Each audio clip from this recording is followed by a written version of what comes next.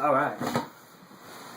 Okay, so, I guess this is kind of the first time, me ever doing anything like this. But I guess I'm going to start out with, saying hi. I'm going to be showing a couple of different things today. But primarily, I'm just going to be showing you some mixing, some very general mixing stuff. The mix that I'm working on right now, it's loading. The interface that I'm using here is FL Studio. The first thing that I'm going to be showing you, I suppose, is just some general mixing. I mean, mixing itself is not a difficult process, in all honesty. I'm a very intense mixer. So I'm constantly moving, messing with stuff. I have my laptop linked to my desktop here. I'm using Reason version 5 on my laptop, and it's pretty much impractical when I'm mixing on FL Studio because you don't really use much of the effects. Reason's really good for compressing, and it's got some really awesome synthesizers, raw synthesizers, but it's not a very basic program. So when I'm actually making music from scratch, I'm using Reason a lot of times. It's a great aid. Here we go. This is about to pull up now. I'm going to shut this door while it's working.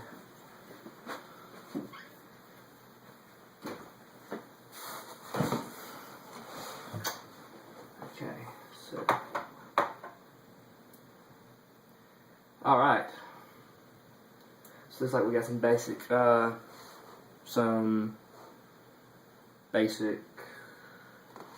stuff pulled up here. I'm scared to death this thing's going to die while I'm talking. Okay, no, it's not dead.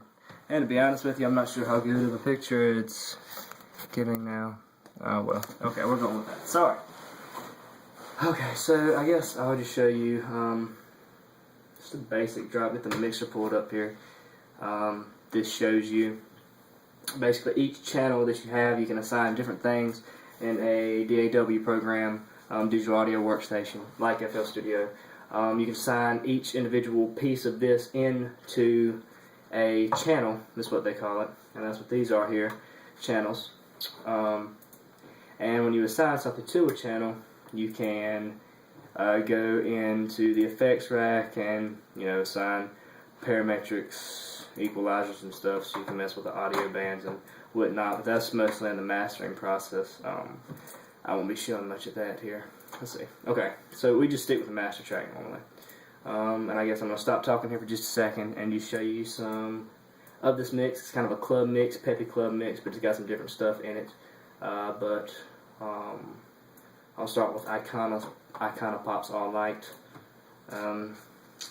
We'll just start here. A little bit of Rihanna to begin with.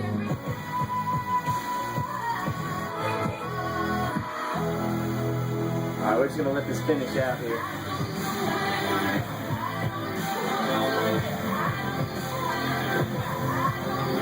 I will be using Reason a little bit here with this, but alright, no talking.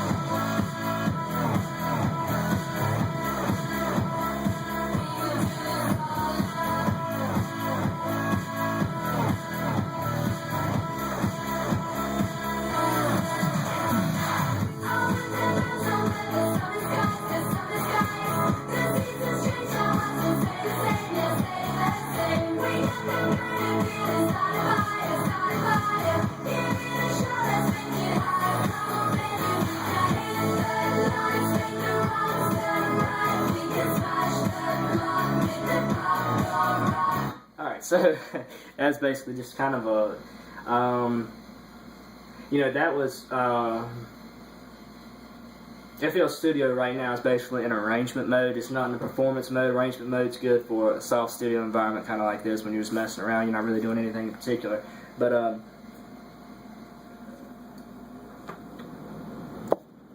all the stuff that I just did while that was playing is not saved into the arrangement.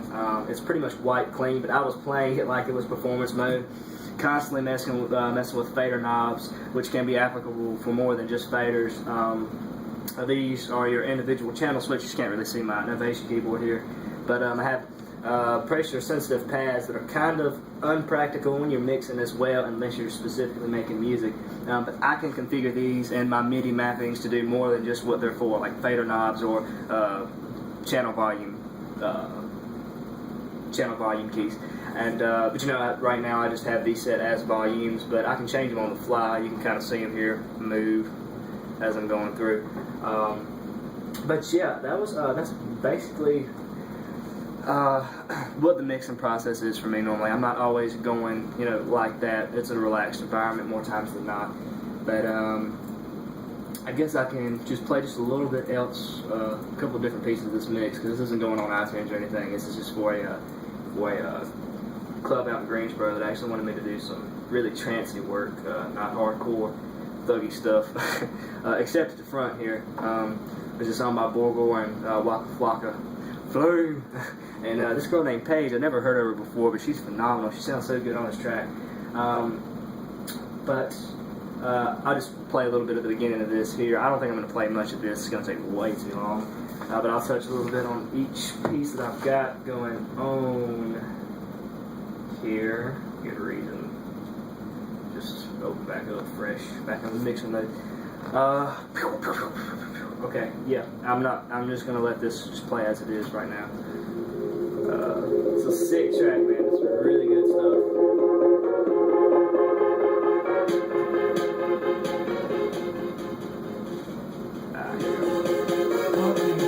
Here we go.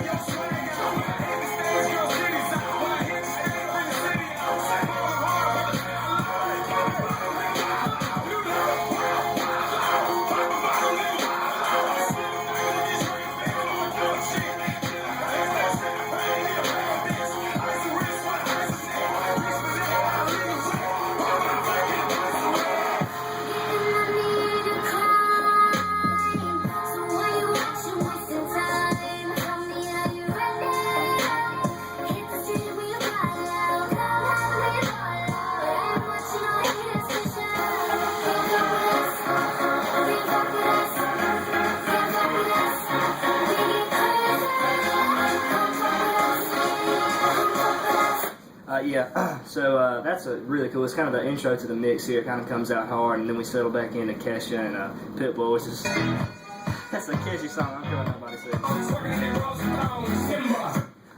But yeah, okay. So that's just that's the mix I'm working on now. Like I said, I don't want to bore you to death with that, but I don't know why I'm doing that. I guess I need to kind of angle this towards. God help me, I don't want to mess this up. Okay, so this is kind of the interface, the GUI. For FL Studio. FL Studio is a very, very compact but extremely diverse program. It has pretty much anything you could ever imagine wanting. I mean, it has shoot, let me just, for example, FL Keys. Here's a program that simulates anything from a Rhodes organ to a grand piano. I have it set for grand piano most of the time. Actually,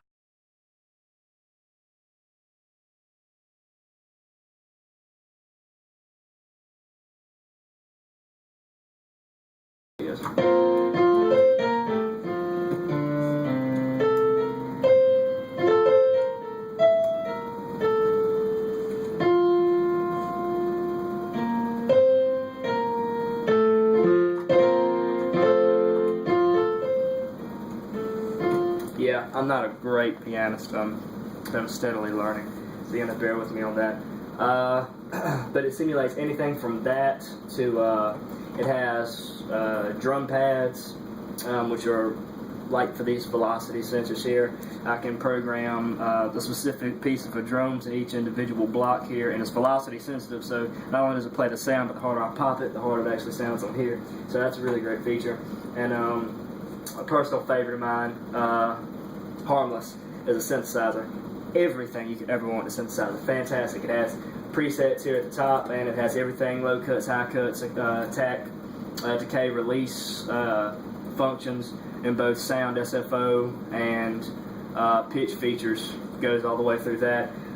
You can detune everything. It has built-in phasers, built-in choruses. It even has a harmonizer that works like it's kind of calculus-y, because you got sine, cosine, and you have general LFO blocks. And it just really depends on what you're looking for. But you have to play with these programs for a long time to really understand what they mean. But yeah, that's pretty much, that's a really crash course in FL Studio. There's so much to this program, it would blow you away. They have speech synthesizers too. This is crazy. Let's see, Chandler is awesome. Alright, so you can select the nature of the voice. Chandler is awesome. You can't tell me that's not a little creepy, but Chandler is awesome. you get it to sing. It's pretty cool. Not gonna lie. But like I said, this is a very diverse program. You actually have to play around with FL Studio to understand FL Studio completely. We're gonna close this out, and I'm looking at Eddie Duffy's play here. He's a producer and play his Twitter page. Fantastic pianist, absolutely phenomenal. His name's Evan Duffy. You should check him out. We'll just move to Ableton Live here. This is where the functionality really comes in for this keyboard. Personal favorite of mine now that I have this keyboard. I'd used FL Studio all the way through basically my iTunes release. When I got this keyboard, I found out the functionality was basically designed for Ableton Live. And since then, I've been trying to learn Ableton. Let me tell you, Ableton is much more complex than FL Studio in terms of face value, because you can go into FL Studio most of the time, not have an idea what you're doing, click around on some synthesizers and some, bass lines and kicks and snares every 4-5 bars and have something that sounds somewhat decent. But Ableton requires you to really know what you're doing. And I'm actually working on that very first song that you heard, working on a remix to it, and the way Ableton works is a lot different. You can actually play each part of your song in individual pieces and then record it all together. And as you can see, I got different pieces going on here.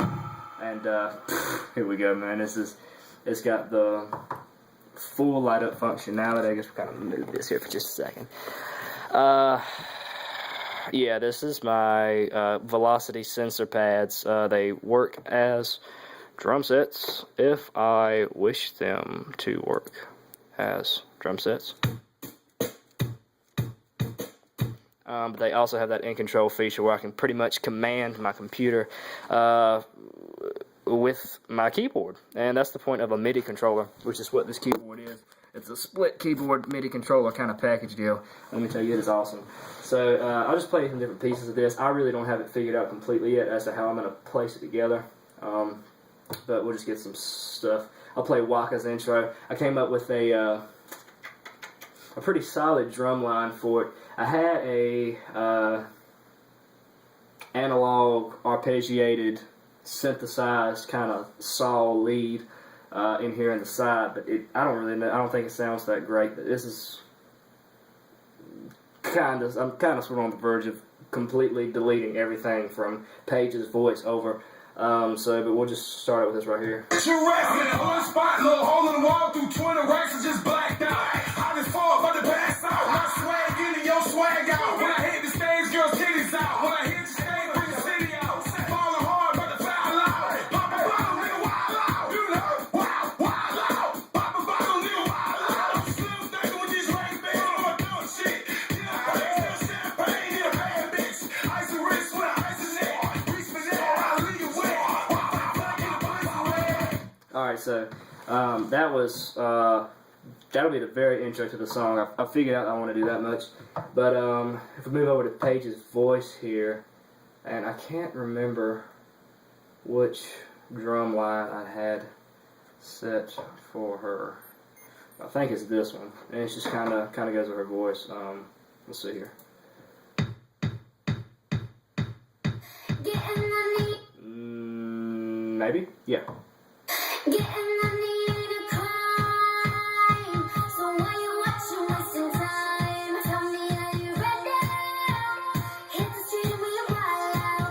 That's still in very basic developing stages. It almost embarrasses me to let you hear that because that's just I'm still working with it. I got a lot of work to do on the song.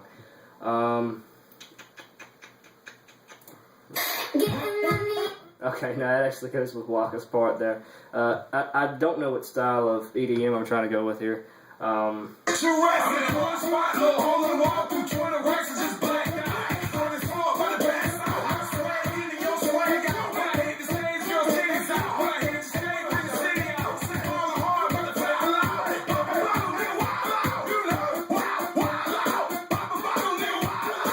So I'm playing with a bunch of different things right now, but that's the remix. Remixing a song is almost more difficult than creating a song from scratch because you have to go back, you have to analyze the tempo, you have to synchronize all of the work that you're doing, including the drums, with whatever you have going on in the remix. And not only that, but a lot of times in songs that are already made where the vocals are chopped, you get like drop, drop, do, do, do, do, drop, like that kind of chop, chop, chop.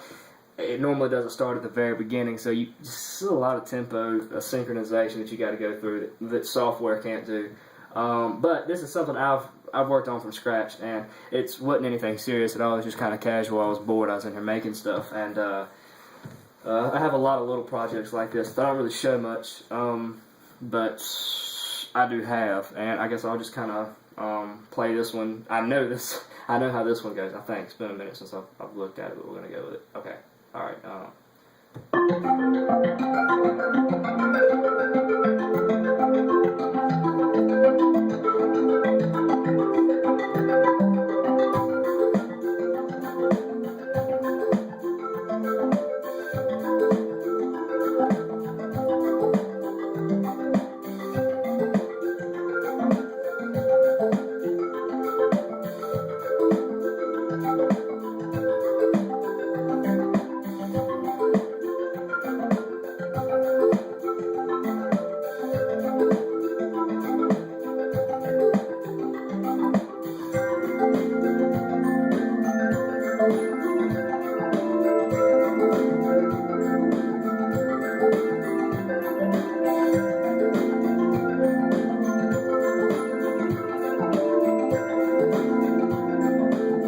Alright, then I have kind of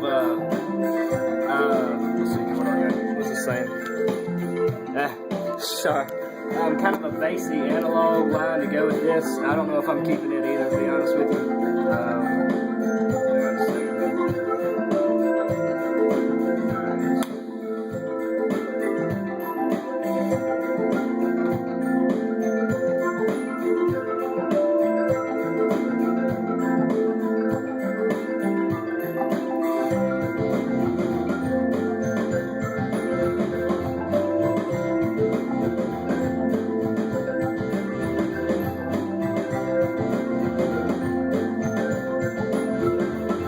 My phone might die in a minute here, so if it's an abrupt end, that's why.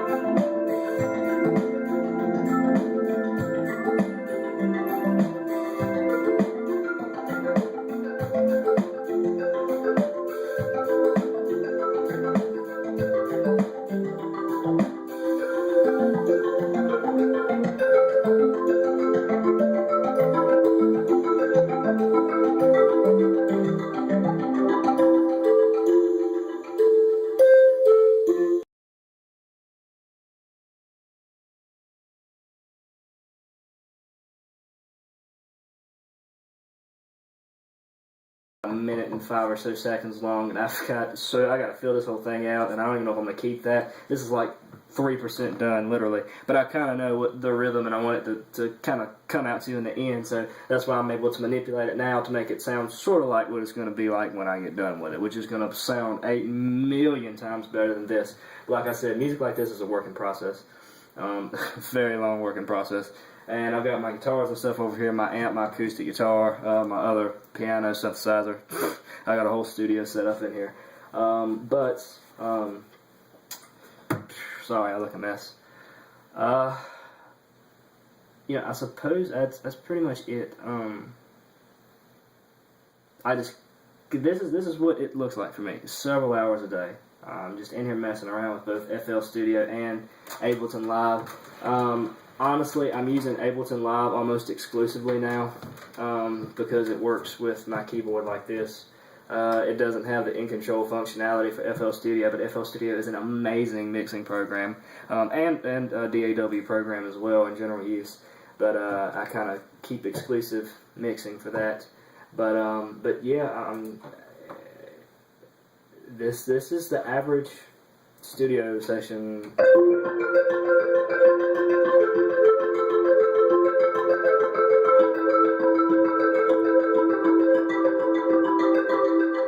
See, programs like this can simulate literally anything, and you can go into the specifics, mess with the knobs, motion, tone, the amount of, space, attack, releases, arpeggiated rates, and the filter frequencies. Unbelievably in-depth, and absolutely wonderful likewise. And I always keep like a grand piano section here off at the end of all my pieces, so when I'm getting frustrated, I can just kind of step back and play the piano, and it kind of relaxes me. And I come up with some pretty cool things when I do that, even though I can't play the piano.